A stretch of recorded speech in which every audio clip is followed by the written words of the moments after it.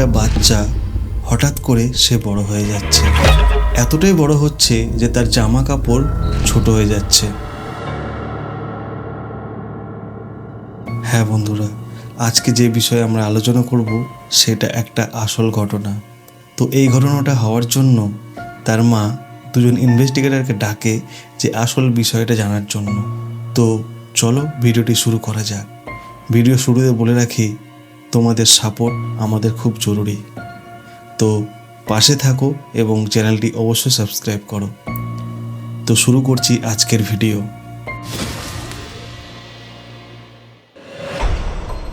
টমি নামক একটি ছেলে যে প্রত্যেক দিন রাত্রেবেলায় অস্বাভাবিকভাবে বড় হয়ে থাকে, এইটা নিয়ে তার মা খুব দুশ্চিন্তায় পড়ে যায় এবং দুজন ইনভেস্টিগেটরকে ডাকে এই বিষয়টা দেখার জন্য।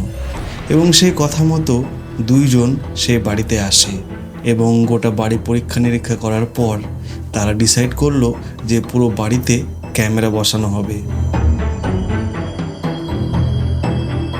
তো যাই হোক, সারাদিনের পর যখন রাত্রি হলো তখন তারা নিজের মতো শুয়ে পড়ল এবং রাত্রেবেলায় শুরু হলো সেই ঘটনা।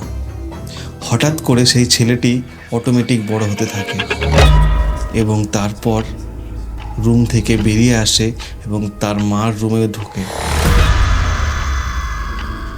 এবং ঢোকার পর তার মায়ের মাথার কাছে যায় এবং যাওয়ার পরে সে একটা লম্বা জিভ বের করে। মনে হচ্ছে যেন সে রক্ত চুষছে। আমি জানি না এটা সত্যি না মিথ্যা, কিন্তু এইটা দেখার পর যে কেউ ভয় পাবে।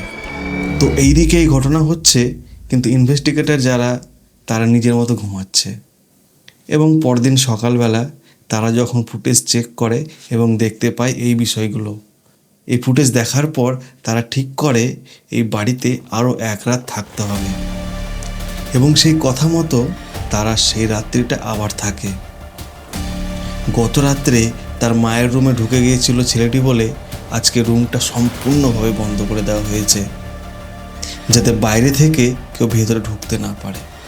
কিন্তু আজকে এরা ঘুমায়নি, সব কিছু ঠিকঠাক চলছে এবং রাত্রি হওয়ার পর হঠাৎ করে সেই ছেলেটি আবার বড় হতে থাকে এবং রুম থেকে বেরিয়ে আসার পর তার মায়ের দরজা খোলার চেষ্টা করে, কিন্তু দরজা তো ভেতর থেকে বন্ধ, দরজা খুলছে না। এইটা দেখার পর ছেলেটা রাগ হয়ে যায় এবং মাথা দিয়ে সে দরজাতে বাড়ি মারতে থাকে এবং বাড়ি মারতে মারতে এমন একটা পর্যায়ে চলে আসে যে দরজাটা ফুটো হয়ে যায়। তুমি জাস্ট একবার ভাবো, তুমি শুয়ে আছো আর তোমার তো ঘরের দরজাতে এরকম একটা শব্দ। তো যাই হোক, এটা দেখার পর সেই লোকগুলি দৌড়ে ছুটে যায় তার মায়ের রুমের কাছে, কিন্তু সেইখানে গিয়ে কিছু তারা দেখতে পায় না।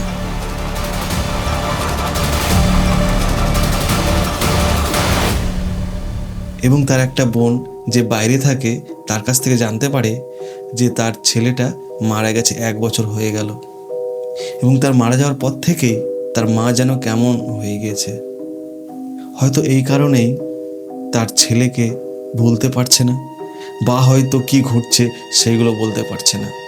আশা করছি তোমাদের ভিডিওটি ভালো লাগলো এবং ভালো লাগলে অবশ্যই চ্যানেলটি সাবস্ক্রাইব করো, একটা সুন্দর কমেন্ট করো এবং দেখা হচ্ছে তোমাদের সাথে পরের ভিডিওতে।